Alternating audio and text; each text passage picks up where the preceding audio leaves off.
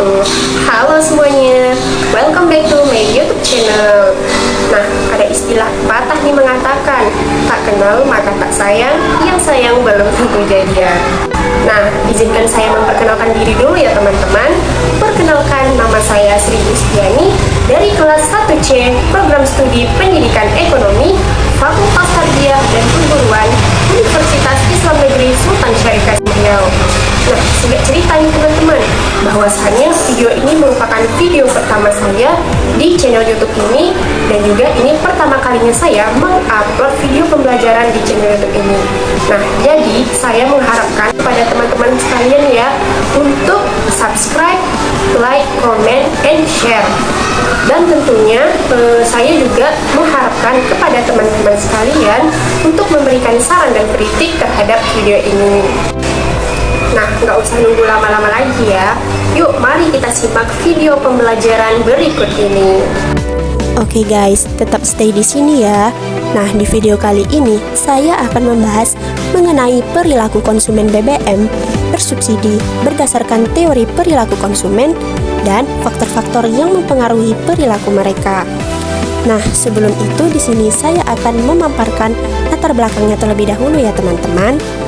Di Indonesia, bahan bakar minyak atau yang biasa kita sebut BBM dibagi menjadi dua kategori, yaitu BBM subsidi dan non-subsidi. Kedua jenis BBM ini didasarkan dari segi bantuan pembiayaan dari pemerintah. Namun, di sini kita hanya fokus pada BBM bersubsidi saja ya teman-teman.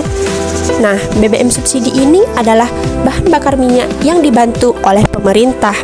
BBM subsidi dibiayai menggunakan dana anggaran pendapatan belanja negara atau biasa kita sebut dengan APBN.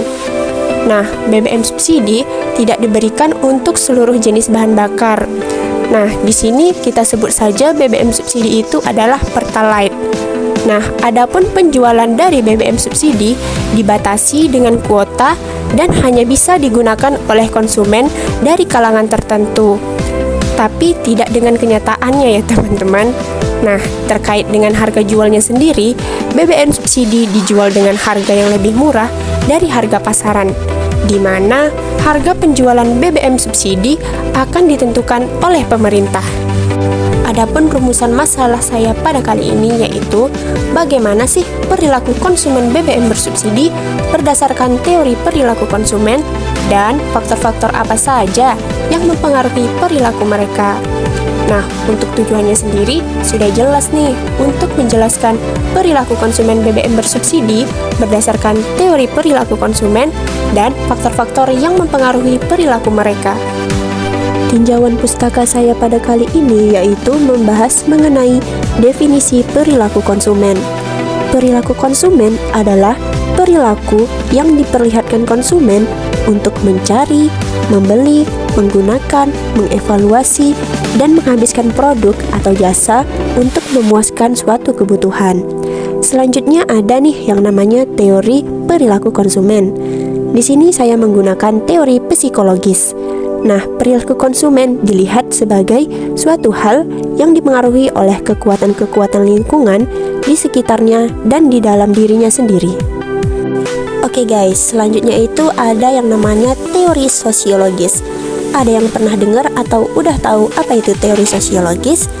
Nah, teori ini itu lebih menitik beratkan pada hubungan dan pengaruh antara individu-individu yang dikaitkan dengan perilaku mereka.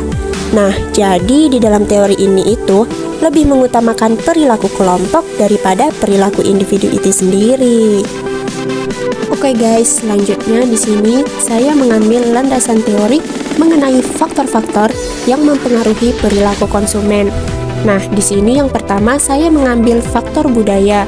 Nah, apa sih itu faktor budaya? Faktor budaya merupakan keseluruhan dari keyakinan, nilai-nilai, dan tradisi yang mengarahkan perilaku konsumen.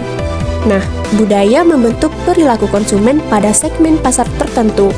Pengaruh budaya sendiri terhadap perilaku konsumen akan selalu berubah mengikuti perkembangan zaman. Selanjutnya yaitu faktor kelas sosial.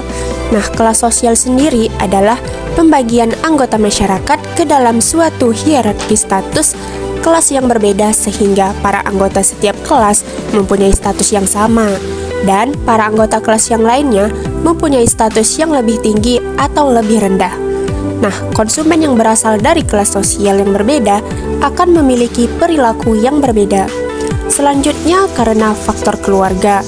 Nah, keputusan seorang pembeli juga dipengaruhi oleh karakteristik pribadi, yaitu usia pembeli dan tahap siklus hidup pembeli, pekerjaan, dan kondisi ekonomi. Gaya hidup sendiri juga mempengaruhi dari faktor keluarga itu sendiri, serta kepribadian dan kondisi ekonomi, gaya hidup, dan konsep diri suatu pembeli tersebut. Oke guys, ini dia part yang kita tunggu-tunggu, yaitu pembahasan mengenai perilaku konsumen terhadap BBM bersubsidi berdasarkan teori perilaku konsumen. Nah, di sini yang pertama ada teori psikologis.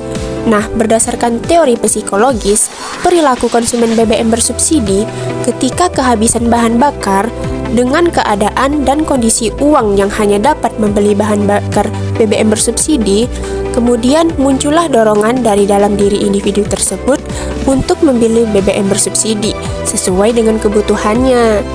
Nah, adapun berdasarkan teori sosiologis, nah, dalam hal ini teman-teman, misalnya nih, dalam sebuah hubungan antara rekan kerja, seorang individu itu memiliki motor dengan merek yang sama dengan rekan kerja yang lainnya.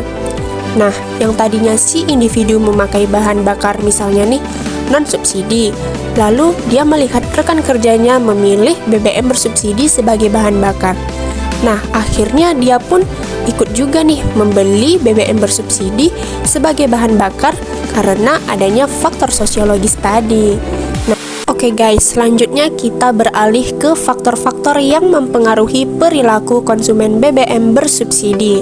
Nah, di sini yang pertama yaitu faktor budaya.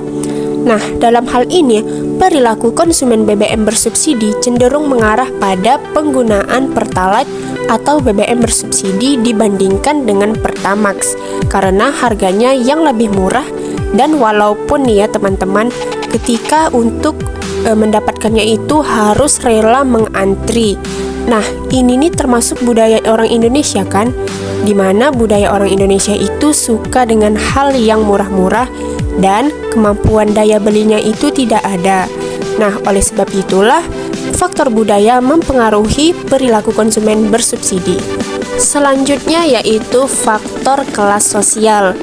Nah, BBM bersubsidi sebenarnya itu, tahu gak sih teman-teman, diperuntukkan untuk kalangan khususnya itu menengah ke bawah. Nah, yang mana pada kelas menengah ke bawah ini mereka itu rela mengantri untuk mendapatkan BBM bersubsidi.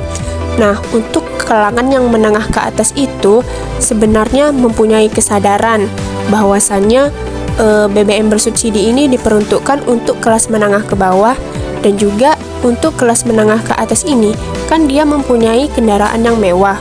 Seharusnya dia itu lebih baik membeli Pertamax saja lah ya. Kemudian karena adanya faktor keluarga. Nah, dalam faktor ini, pada penggunaan BBM bersubsidi, keluarga dapat mempengaruhi perilaku konsumen. Nah, dikarenakan keluarga banyak menggunakan BBM bersubsidi, yang tadi nih ya teman-teman, misalnya seorang individu itu menggunakan Pertamax, karena keluarganya banyak yang menggunakan BBM bersubsidi, lalu dia beralih ke penggunaan BBM bersubsidi karena adanya faktor keluarga. Oke teman-teman, setelah kita bahas mengenai perilaku konsumen BBM bersubsidi berdasarkan teori perilaku konsumen serta faktor-faktor yang mempengaruhinya, di sini dapat kita tarik kesimpulan bahwasannya perlu kita ketahui BBM bersubsidi yang diberikan pemerintah kepada masyarakat tentunya dapat mempengaruhi kita sebagai konsumen. Perilaku konsumen terhadap BBM bersubsidi dapat dianalisa melalui teori perilaku konsumen. Misalnya saja pada teori sosiologis. Orang-orang membeli BBM bersubsidi dikarenakan orang-orang sekitarnya menggunakan BBM bersubsidi sebagai bahan bakar kendaraannya. Nah, karena itulah orang-orang tadi ikut membeli BBM bersubsidi. Selain itu juga ada faktor yang mempengaruhinya juga nih, misalnya faktor budaya. Orang membeli BBM bersubsidi karena harganya murah.